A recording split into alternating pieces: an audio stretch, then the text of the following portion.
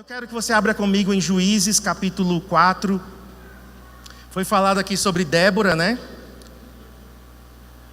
E a mensagem hoje, inclusive de manhã eu sugeri a modificação, Robson, se puder aí já modificar.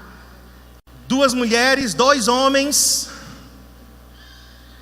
Aí, ó, olha aí, que equipe excelente. Eu falei de manhã, já mudaram. 2 mulheres, 2 homens e 1 vitória. Porque de manhã estava assim, 2 mulheres, 1 homem e 1 vitória.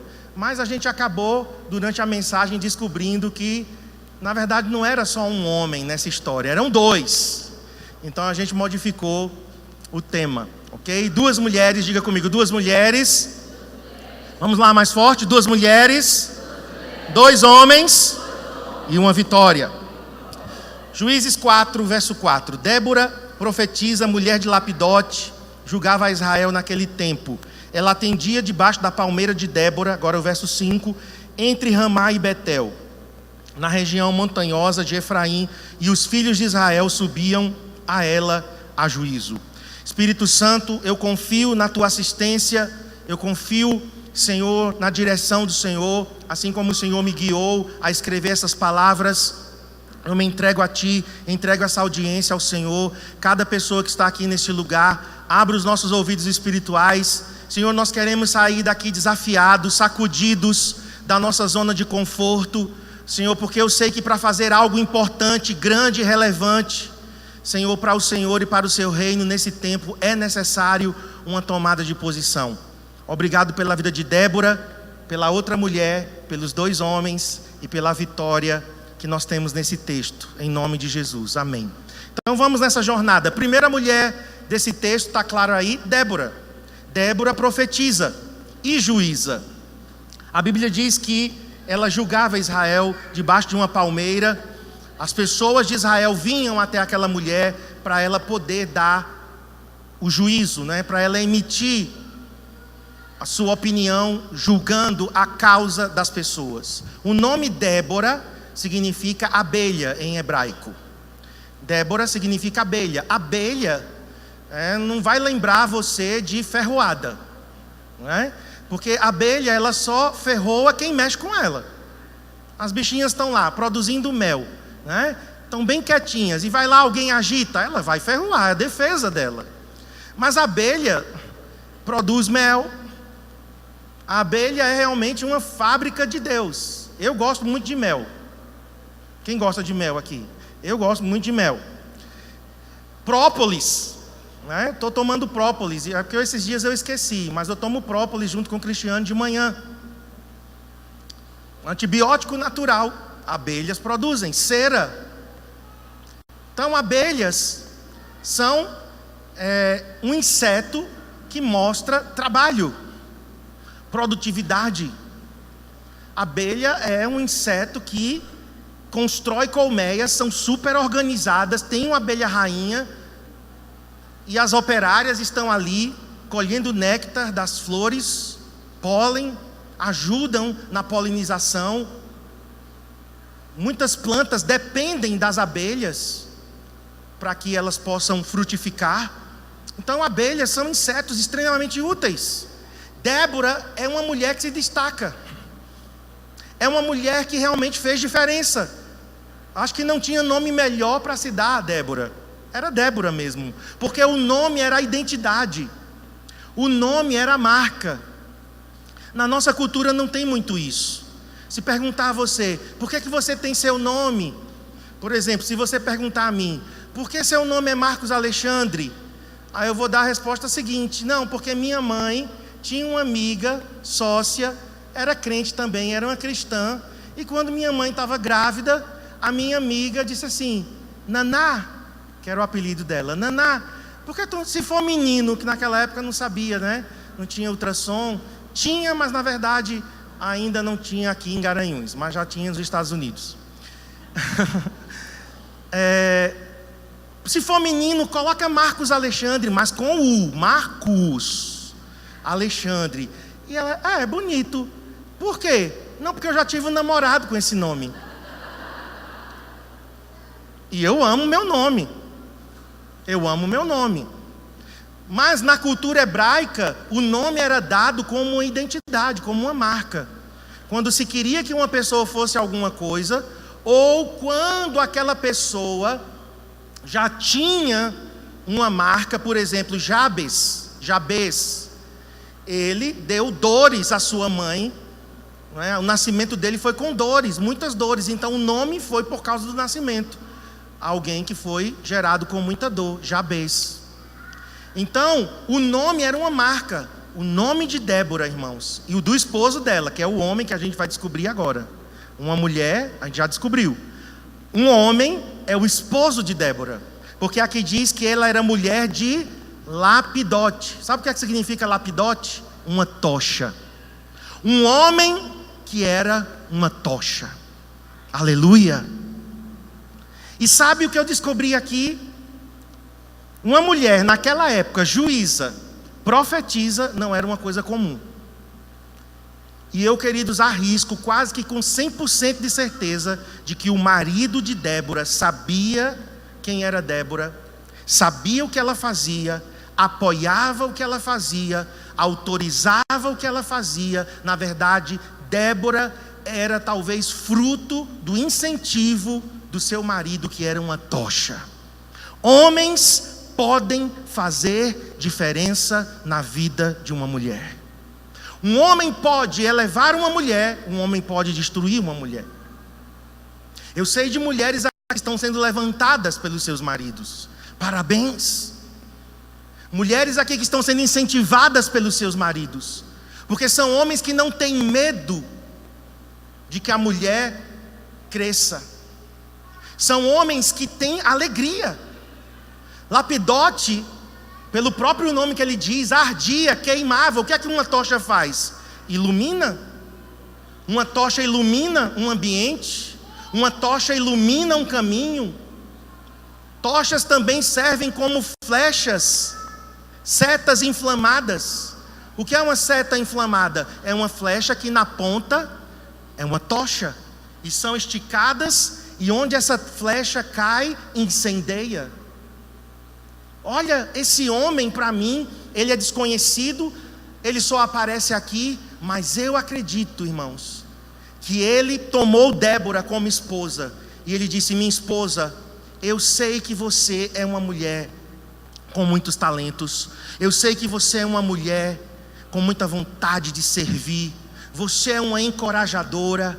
Débora, você tem dons. Débora, eu vou te incentivar, eu vou te abençoar, eu vou te liberar para que você seja tudo o que Deus quer que você seja. E Débora foi uma juíza. Já pensou? Maridos, eu começo nessa noite não falando primeiro para mulheres, mas eu falo para homens. Homens casados, homens solteiros que vão casar. Nós temos em nossas mãos diamantes. Ou os solteiros terão em suas mãos um diamante, que às vezes precisa ser lapidado, mas nós não podemos desperdiçar. Não podemos abrir mão daquilo que Deus quer que as nossas esposas sejam. Se você é solteiro, talvez você tenha uma irmã, e você pode fazer diferença na vida dessa irmã. As mulheres estão precisando, as mulheres estão clamando por homens que se levantem. Não meninos, não meninos. As mulheres estão cansadas de meninos. As mulheres não querem homens inseguros, fracos, que não sabem o que querem da vida. Homens que não têm uma definição para o futuro, não sabe o curso que quer fazer, e quando faz o curso, aí diz: acho que não era esse. 4 anos perdido. Não há tempo para isso. Pessoas que você conversa, homens que você conversa, e eles não sabem que são responsáveis, que devem se posicionar. E os estudos dizem que a adolescência está se estendendo na vida dos homens. Homens com 40 anos e ainda são adolescentes. Ainda estão presos no videogame. Ainda estão vidrados em jogos, assistindo uma série atrás da outra. Não tem problema da gente assistir série. A gente já assistiu séries. Inclusive, a última que a gente assistiu foi muito legal. Fiquei até triste, né, quando acabou. Quando acaba, poxa, não tem mais outros episódios. Não tem problema de assistir séries. Mas o problema é que tem pessoas que estão vivendo só para isso. Acordam tarde, vão dormir de madrugada. Eu falo de uma coisa que eu já vivi. Porque eu não tinha um referencial. Mas quando um homem assume o seu lugar, quando um homem se posiciona, Déboras surgem. Veja, quando um homem sabe quem ele não fica inseguro, ele não fica com medo. Então um homem pode fazer diferença na vida da sua esposa, um irmão pode fazer diferença na vida de uma irmã, um pai pode fazer diferença na vida de uma filha, um patrão, um chefe, um gerente. Se você é do mundo de negócios, talvez você não seja um pastor e nem vai ser um pastor, porque Deus não só tem pastores, Deus tem ministros do mercado, mas quem sabe você, no seu local de trabalho, você vai ser uma bênção na vida de mulheres que ao longo da história muitas vezes têm sido oprimidas.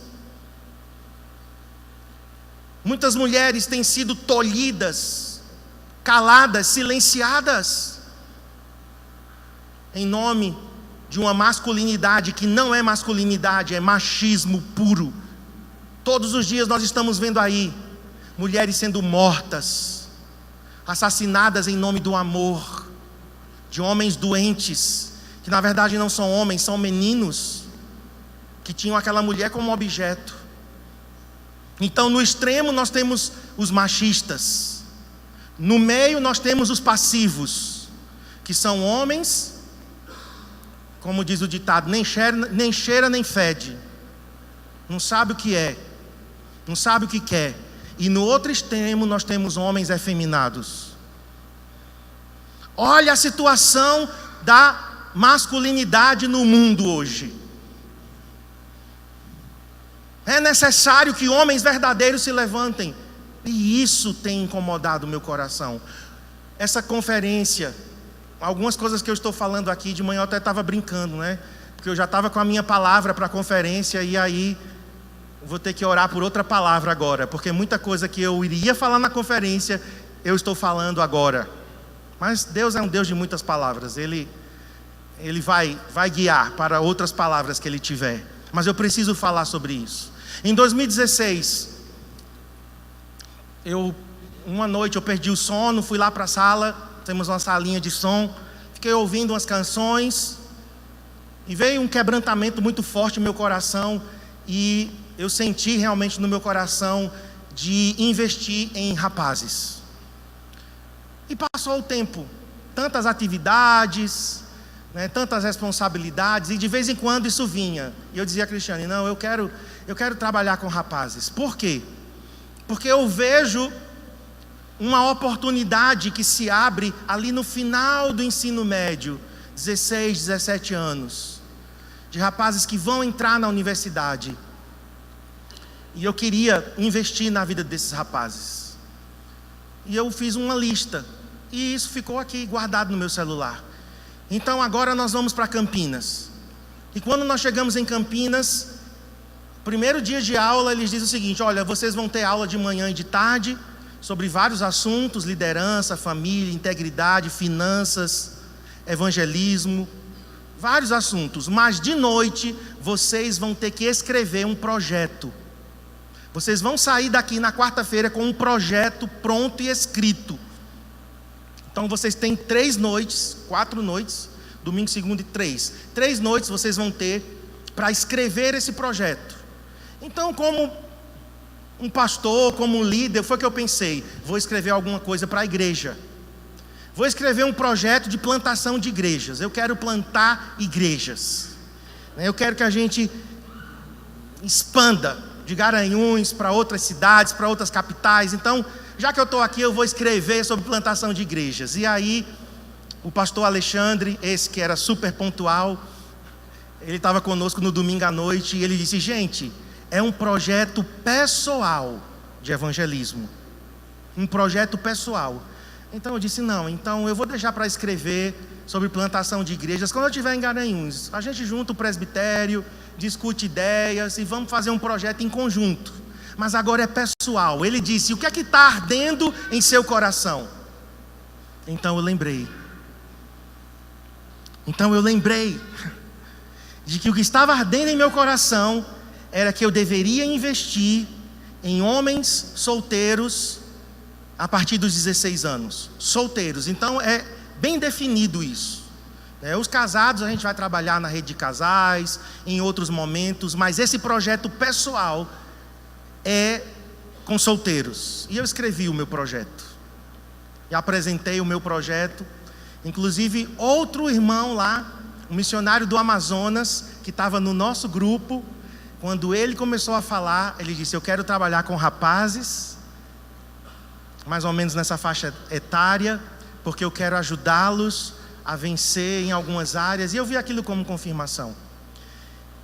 Irmãos, é necessário que homens se levantem. Deixem de ser meninos e se levantem para cumprir o seu chamado, para fazer diferença hoje no mundo que nós estamos. Então essa primeira parte eu quero me dirigir aos homens. Por quê? Porque aqui nós temos uma mulher muito forte, Débora, mas nós temos um marido desconhecido, só diz o nome dele. Mas eu acredito, pelo tipo de sociedade, de cultura que o Velho Testamento nos ensina e nos mostra, esse homem foi chave na vida de Débora. Agora, diz que ela manda chamar um outro homem. Agora é o segundo homem da história. Verso 6, leia aí comigo.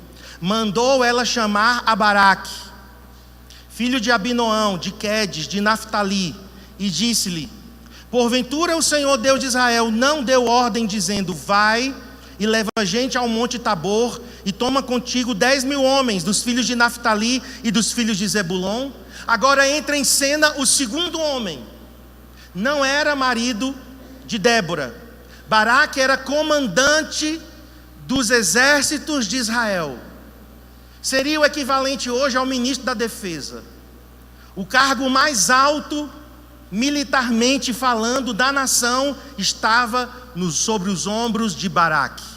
Baraque era um guerreiro. Só abrindo parêntese, porque eu acabei esquecendo. Deus me levou, irmãos, há anos atrás, antes do CCA, eu era pastor da comunidade evangélica Querigma, e por um tempo eu reuni com alguns rapazes. Por um tempo. Não foi uma coisa estruturada, não era uma coisa assim bem organizada, não era tão intencional. E eu fiquei pensando, hoje de tarde eu estava pensando: poxa, se com aqueles rapazes não foi uma coisa tão organizada, não era algo tão intencional e produziu frutos, hoje na nossa igreja eu tenho 3 deles congregando aqui. São pais, um vai ser pai agora, que é o Tiago, Cleiton, Leandro, tem um outro lá no Ceará, que é o Nildson, que também vai ser pai, não sei se já foi, estava para nascer. Líder de célula, líder do Ministério de Louvor. Os 3 que são daqui estão no Ministério de Louvor. E eles faziam parte daquele grupo, que não era um grupo muito assim organizado, tal. Eu lembro que a gente reunia. E eu estava pensando: poxa, o que será que esse projeto não tem o poder de produzir na vida dos rapazes de hoje? Uma coisa intencional, direcionada. Então, só fechando parêntese, porque eu precisava fazer menção, né, disso que aconteceu lá atrás, e eu tenho a alegria de vê-los aqui, homens de Deus, homens compromissados com o Senhor, casados, têm filhos, envolvidos na obra de Deus. Que alegria de ter visto eles adolescentes, e hoje se passaram 15 anos, ou mais, 16, 17 anos, e vê-los firmes no Senhor. Então é isso, queridos. Eu creio que Deus quer levantar uma geração de homens que são homens de verdade, homens ao máximo. Amém, homens? Quantos homens temos aqui? Diga sim, eu quero ser um homem ao máximo, que vai liberar muitas Déboras. Amém, homens? Dá uma sacudida nesses homens. Eu estou achando eles meio xoxo. Quem estiver perto de um homem aí, dá uma cutucada assim, dá uma cotovelada aí e diz: Deus conta contigo, homem. Mas vamos lá. Débora manda chamar Baraque. Uma mulher manda chamar um homem. Por quê? Porque quando uma mulher sabe seu lugar, ela não vai querer o lugar do homem. Vou repetir. Quando uma mulher sabe do seu lugar, sabe da sua identidade, sabe do seu destino, sabe do seu chamado, essa mulher não vai querer ocupar o lugar do homem. Então ela manda chamar Baraque e diz assim: vem cá, Baraque, eu sou juíza, eu sou profetisa, mas eu não sou comandante das tropas de Israel. Quem é comandante das tropas de Israel é você, cabra. Como diz lá no Ceará, né, Diógenes? Macho. É você, macho. Você é o comandante. Então, assuma o seu lugar. Porque, em outras palavras, é o que ela diz. Porventura, o Senhor Deus de Israel não deu ordem dizendo: levanta um exército? Débora chama esse homem ao seu propósito. Débora chama este homem, Baraque, ao seu chamado. Desafiou Baraque a sair da sua zona de conforto. Nós homens temos essa tendência herdada de Adão. Os homens herdaram de Adão, infelizmente, que é estar na zona de conforto, agir passivamente. Síndrome de Zeca Pagodinho: deixa a vida me levar, a vida leva eu. Vem de Adão. O doutor Larry Crabb, um psicólogo cristão, especialista em aconselhamento, ele disse que há uma forte probabilidade. O texto bíblico dá uma margem a entender que Adão estava ao lado de Eva na hora da tentação. Já pensou? Já pensou o que isso significa? Eu fui ensinado na escolinha dominical, na classezinha lá de escola dominical, que Adão estava do outro lado do jardim, metros e metros e quilômetros de distância, e Eva, coitadinha, estava sozinha, e a serpente vem, seduz, engana. Mas o Dr. Larry Crabb, ele diz que há uma palavra lá no original hebraico que dá a entender que era cotovelo com cotovelo, lado a lado. E o que foi que Adão fez? Quando a serpente soprou as suas mentiras no ouvido daquela mulher, Adão não fez nada. O silêncio de Adão. E o Dr. Larry Crabb, ele diz que os homens têm essa tendência a repetir esse padrão. Mas em nome de Jesus, o segundo Adão, Jesus está nos desafiando a nos posicionarmos. Amém? Seremos como Lapidote, não como Baraque. Porque Baraque teve que ser sacudido. Aqui é como se Débora fosse a mamãe águia, sacudindo o ninho. Vamos, Baraque, vamos. Saia da sua zona de conforto, assuma o seu lugar, meu filho. Já ouviu aquela piadinha? Aliás, não foi piada, agora que eu estou lembrando. Foi uma história de verdade. Uma mãe que foi acordar o filho dia de domingo. Meu filho, acorde. Isso nos Estados Unidos. 10 horas, meu filho, o culto é 11 horas. 10 horas, você tem que ir para o culto, meu filho. E o filho vai, descobre a cabeça e diz: ah, mãe, me dá 3 motivos para eu me levantar da cama. Isso um cara com 35 anos de idade. Você pensava que era uma criancinha, né? Um cara barbado e a mãe lá acordando ele: meu filho, vamos, é 10 horas, o culto vai começar daqui a uma hora. Ah, mãe, me dá 3 motivos para eu me levantar. Ela: meu filho, primeiro motivo, hoje é domingo. Domingo é o dia que nós vamos para a igreja. Segundo motivo, meu filho, são 10 da manhã. Está muito tarde, você só tem 1 hora para se arrumar, tomar café. Terceiro motivo, meu filho, você é o pastor da igreja. Diga: está amarrado todo espírito de preguiça na minha vida. Já pensou? Você é o pastor, meu filho, da igreja. Alguém tinha que sacudir Baraque. E essa mulher, ela foi muito corajosa. Verso 8 agora, segue aí comigo. Então lhe disse Baraque: se fores comigo, irei. Porém, se não fores comigo, não irei. Tudo bem, Débora, eu me levanto, eu assumo o meu lugar, eu serei comandante. Mas tem uma condição: Débora, se você for comigo, eu vou. Se você não for, eu não vou. Alguns entendem isso aqui como um sinal de fraqueza. Lendo assim, e eu sempre li assim, tá, irmãos? A minha leitura, a minha visão sobre Baraque foi que sempre ele foi um fraco nessa hora. Mas Baraque está registrado o nome dele em Hebreus capítulo 11, verso 32. Na lista dos heróis da fé tem o nome de Baraque. Então o nome de Baraque não seria colocado em Hebreus capítulo 11 na lista dos heróis da fé se ele realmente fosse um fracote. Ontem, lendo algumas coisas, lendo alguns comentários, eu tive uma nova visão de Baraque. Espero que seja realmente o que aconteceu.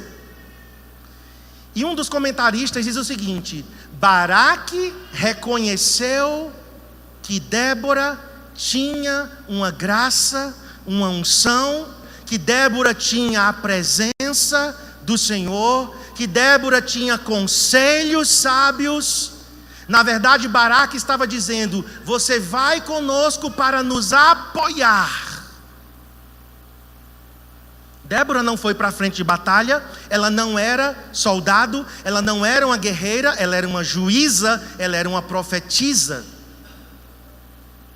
Então a minha visão começou a mudar desse Baraque, de um fraco. Quem sabe o comentarista tenha razão, e se tiver, ele foi um homem sábio, porque ele disse o seguinte: Débora, eu sei do teu papel em Israel. Débora, eu sei quem você representa. Débora, eu sei que sobre a tua vida tem uma graça de Deus. Então eu não sou tolo de ir para uma batalha sem você. Eu quero que você venha e você nos dará o suporte, o apoio, você estará intercedendo por nós. Se foi assim, esse homem foi sábio. Por quê? Porque sabedoria, irmãos, é reconhecer que não podemos fazer tudo sozinho. Sabedoria é reconhecer que precisamos de ajuda. Sabedoria é reconhecer a unção que há sobre uma outra pessoa. Há unção sobre a vida de irmãos aqui que não são a mesma unção que eu tenho. Há uma unção sobre Cristiane que não é a mesma que eu tenho. Há uma unção sobre o pastor Márcio que não é a mesma que eu tenho. Cada um tem uma unção, uma capacitação de Deus. E sabedoria é reconhecer a unção que está sobre o nosso irmão e dizer: vamos juntos. Vamos juntos. Esse curso foi muito interessante, porque a grande maioria da sala eram batistas tradicionais. Batistão mesmo. Eu, Cristiane, mais um pastor de Cosmópolis, que é vizinho a Campinas, e um do Paraná. Que eu saiba, só nós 4 éramos penteca. O resto era tudo tradicional. Mas, queridos, como foi enriquecedor. Como foi profundo aquele tempo. Foi totalmente diferente da EFOL. Totalmente diferente. Foi outro curso, outra realidade. Então na EFOL eu recebi algumas coisas, mas nesse curso eu recebi outras coisas da parte de Deus. Porque há uma unção sobre o corpo de Cristo. Há uma variedade sobre o corpo de Cristo. E que muitas vezes a gente quer uniformizar tudo. E esse Baraque aqui foi um homem desafiado a fazer o melhor possível pela coragem de uma mulher. Mulheres corajosas não querem o lugar dos homens. Mulheres corajosas querem desafiar os homens a ocuparem o seu lugar. Amém? Mulheres que entenderam o seu lugar, que entenderam a sua identidade, que entenderam o seu chamado, desafiam homens, empurram homens, no bom sentido, para que eles ocupem o lugar deles. Agora vamos para a segunda mulher desse texto, para a gente finalizar. Nós já vimos então uma mulher, Débora, 2 homens, Lapidote e Baraque. Agora nós temos a segunda mulher desse texto, verso 21. Pode passar aí. Então Jael, olha o nome dela, Jael, mulher de Heber, tomou uma estaca da tenda e lançou mão de um martelo e foi-se mansamente a ele. Vou explicar o contexto daqui a pouco, tá? Só coloquei o versículo para a gente ganhar tempo. E lhe cravou a estaca na fronte, não é fonte, na fronte, de sorte que penetrou na terra, estando ele em sono profundo, muito exausto, e assim morreu. Deixa eu rapidamente contar aqui para vocês o final dessa história. Débora e Baraque e o exército de Israel saem para a batalha. O exército inimigo tinha um comandante chamado Císera, ou Cícera, que hoje é o nome de mulher, né? Mas na Bíblia era o nome de um homem, Cícera. E esse comandante, ele estava cansado, ele tinha guerreado contra Israel, e meio que ele foge um pouquinho, ele se esconde, e ele chega em uma tenda, e na porta da tenda tem uma mulher chamada Jael. E Císera diz: eu posso entrar? Eu preciso dormir, eu estou cansado, e eu preciso de água, porque eu estou com muita sede. E aquela mulher, Jael, não fala que o marido dela estava ali, o marido dela não estava. Aquela mulher recebe o inimigo dentro da sua casa, coloca ele na cama, cobre ele, diz a Bíblia, que ela cobriu ele, e diz: eu não vou lhe dar água não, eu vou lhe dar leite, eu vou fazer mais do que você está me pedindo, porque a água só vai matar a sede, mas o leite vai matar a sede e ainda vai te alimentar. E ele bebe o leite e dorme profundamente, que ele estava muito cansado. Então Jael faz o que deveria ser feito, porque Jael era do povo de Israel. Então Jael pega uma estaca, imagina que esse microfone é uma estaca, pega um martelo, feito um martelo de Thor. Císera está dormindo, e ela pega o martelo, atravessa o crânio, vara a cabeça até ser fincada na terra. Ou seja, não foi uma cacetada pequena. A mulher era braba. Tem umas aqui assim, não tem? Umas Jaés aqui. Foi certeiro, ela só tinha uma chance. De manhã até eu esqueci, né? Imagina que ela errasse. Ela estava ferrada, ela estava frita, ela estava morta. Aquele homem ia se levantar, aquele guerreiro ia matar ela. Ou seja, ela só tinha uma chance. Então ela calculou tudo muito certinho. Então essa Jael, se Débora era uma profetisa, se Débora era uma juíza, essa Jael era uma guerreira. Essa Jael era uma estrategista. Foi uma mulher sábia, porque recebeu bem, preparou a cama, como já dizia na época da nossa infância: eu estou fazendo a tua cama. Quem já ouviu isso aqui da mãe? Minha mãe me dizia: eu estou preparando sua cama, bichinho. Eu já sabia o que era. Mãe tem algumas frases, né?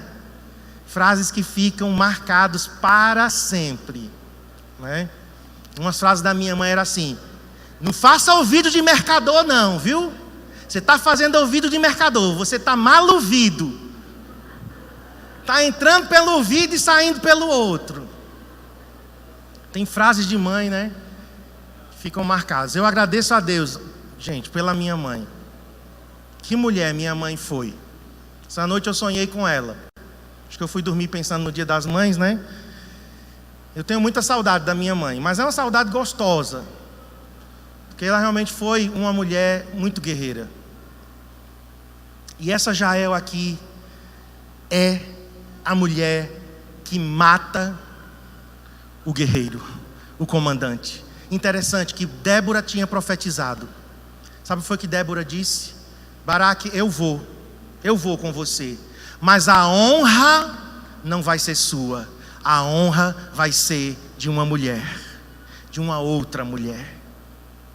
E Jael foi instrumento de Deus para que Israel vencesse aquela batalha. 2 mulheres, 2 homens e uma vitória.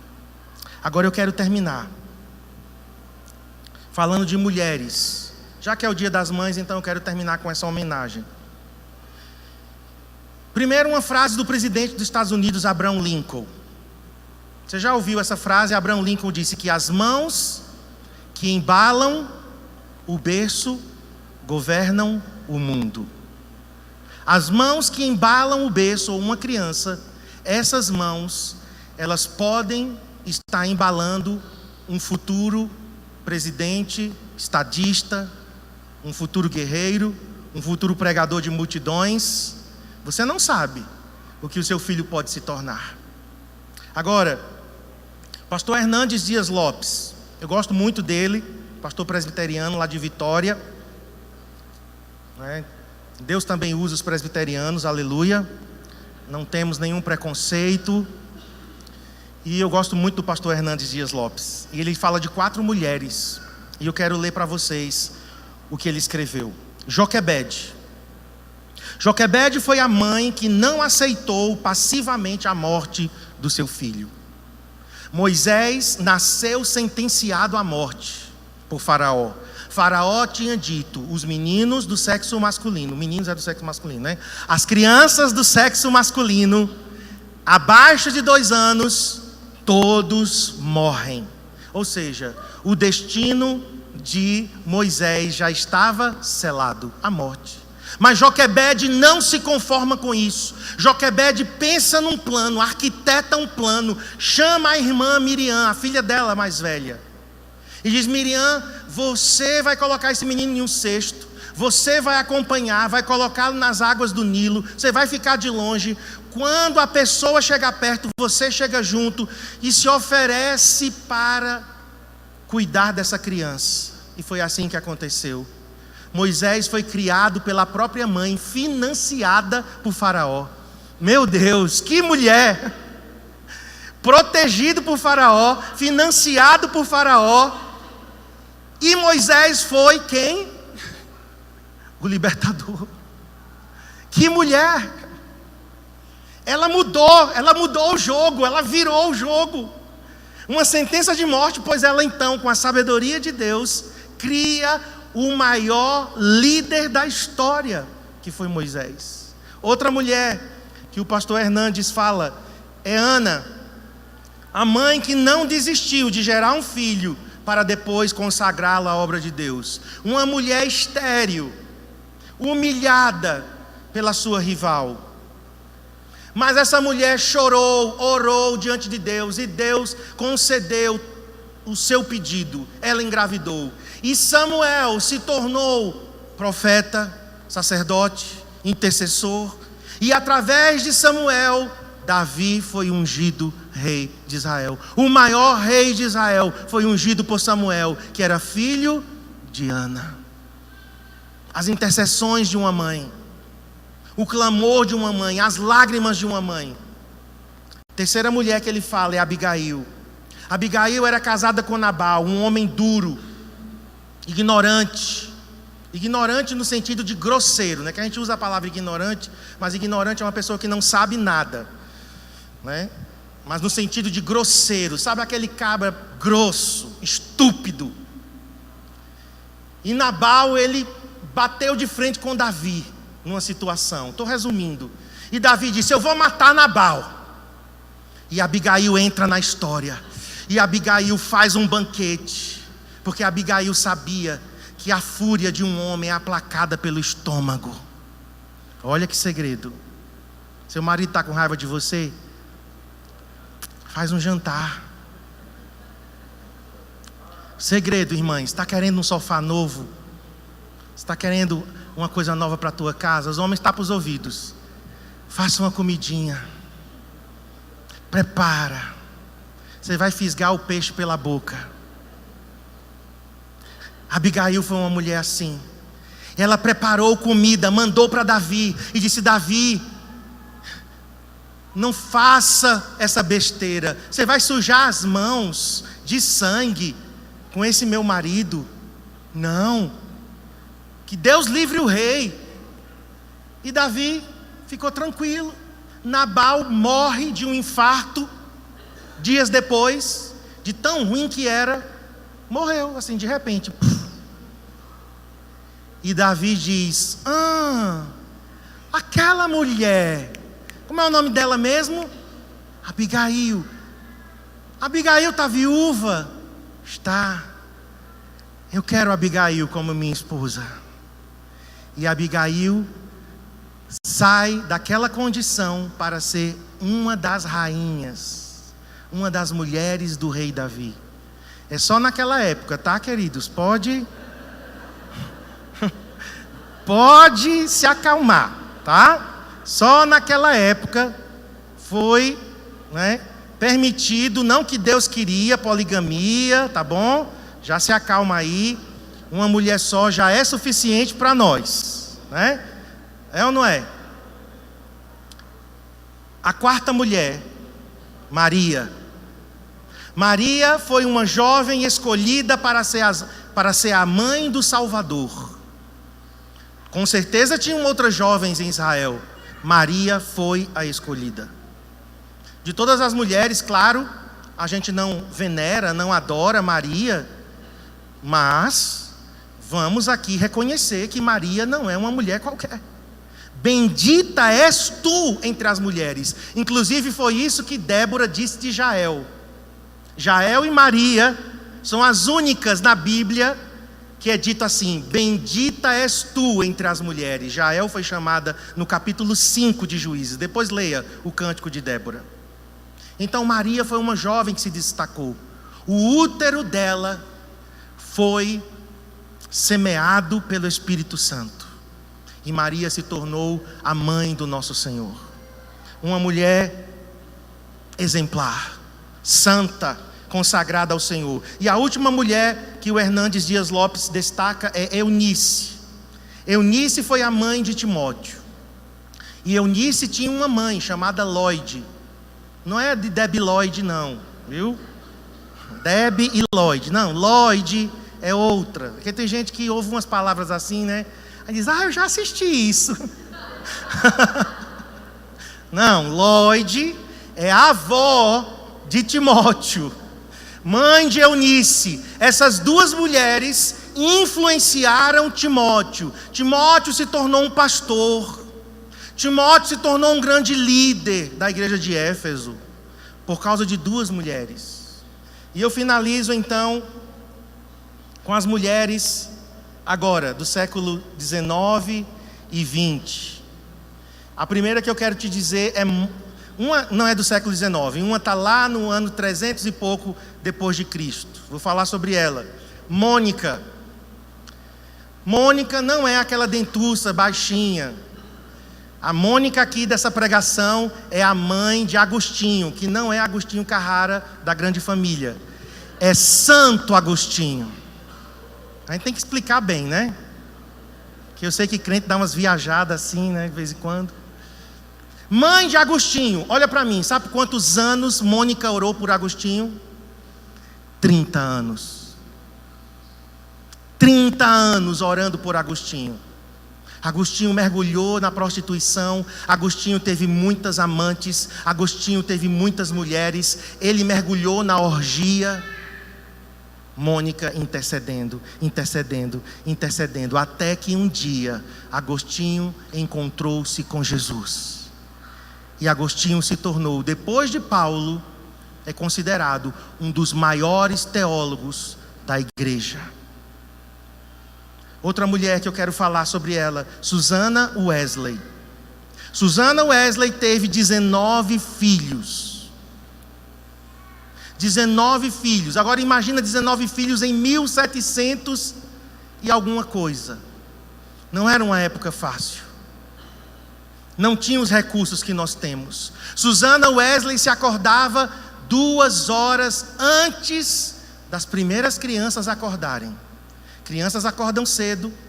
Ela acordava às 4 da manhã para buscar a Deus todos os dias. Dos 19 filhos, muitos morreram, mas 2 se destacaram. Charles Wesley, compositor de hinos maravilhosos, e o seu irmão, John Wesley, avivalista, pregador. John Wesley salvou a Inglaterra de um grande derramamento de sangue que teria acontecido na Inglaterra, aquilo que aconteceu na França. A Revolução Francesa foi evitada na Inglaterra por conta da pregação de John Wesley. John Wesley viajou no lombo de um cavalo mais de 300 mil quilômetros. Pregou 7 vezes num dia. 7 sermões ele pregou. De quem ele aprendeu isso? Da sua mãe, Susana Wesley. Outra mulher chamada Fanny Jane Crosby. Fanny Jane Crosby, ela ficou cega com 5 meses de idade por um erro médico. Ela ficou cega. O médico, ela estava com infecção nos olhos e o médico mandou colocar mostarda nos olhos dela. E ela cegou. Mas essa mulher cega, sabe quantas músicas e hinos ela compôs? 8.000 hinos. Alguns são cantados ainda hoje. Billy Graham disse: eu quero as músicas de Fanny Jane Crosby em minhas cruzadas. A Deus demos glória. Que segurança sou de Jesus. Hinos que Fanny Jane Crosby compôs. A última mulher que eu quero falar é Catarina Booth. Ela foi esposa do fundador do Exército da Salvação. Em uma época de grande miséria, eles acolheram órfãos, eles deram roupas e comida a crianças. E Catarina, ela disse uma frase: eu me nego a criar meus filhos a não ser para Deus. Que frase, hein? Ela disse: eu me nego a criar meus filhos se não for para Deus. E eles foram responsáveis por fazer diferença em uma instituição que ainda hoje existe, o Exército da Salvação. Eu termino então, irmãos, perguntando: quem será aqui as Déboras, as Jaéis, isso falando para as mulheres, para os homens, quem serão aqui os Lapidotes, e os Baraques. Quem vai dizer sim a Deus hoje? Vamos ficar em pé.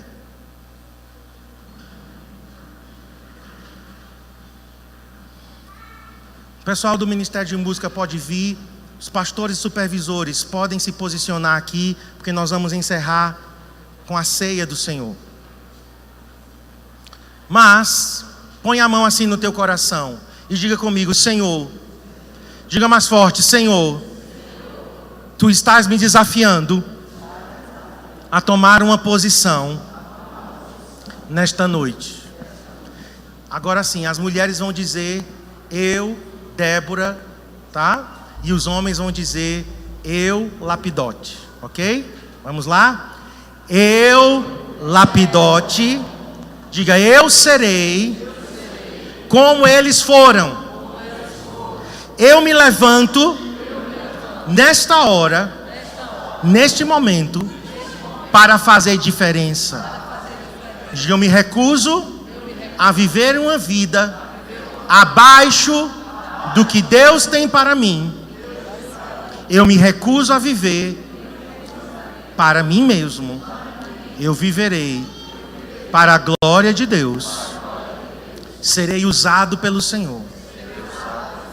Em nome de Jesus e com a graça de Deus, assim será. Deixa eu orar por você. Senhor, cada homem e mulher que ouviu essa palavra, que cada um se posicione em seu lugar, no seu chamado, na identidade que o Senhor deu a cada um. Senhor, eu peço nessa hora que o Senhor levante aqui homens como Lapidote, um homem que ardia, uma tocha que ardia e brilhava e iluminava. Homens com as suas esposas, homens com as suas filhas, homens com as suas irmãs, homens com as suas funcionárias, homens com as suas colaboradoras em seu local de trabalho. Não importa em qual esfera nós estamos, nós pedimos: Senhor, ajuda-nos a ser homens que irão levantar mulheres para cumprir o seu destino e cumprir o seu propósito. Também eu oro pelas mulheres que aqui estão. Eu oro para que Déboras sejam levantadas, abelhas, mulheres que vão trabalhar para o Senhor, mulheres que vão fazer diferença como Débora e como Jael. Também eu oro pela coragem de Jael, a estratégia de Jael. Que aqui, Senhor, nesse ambiente não exista ninguém que vai se conformar com uma vida medíocre, abaixo do que o Senhor sonhou. Mas aqui nós teremos guerreiros e guerreiras. Aqui nós teremos pessoas que se levantarão para fazer a tua vontade. Em nome de Jesus.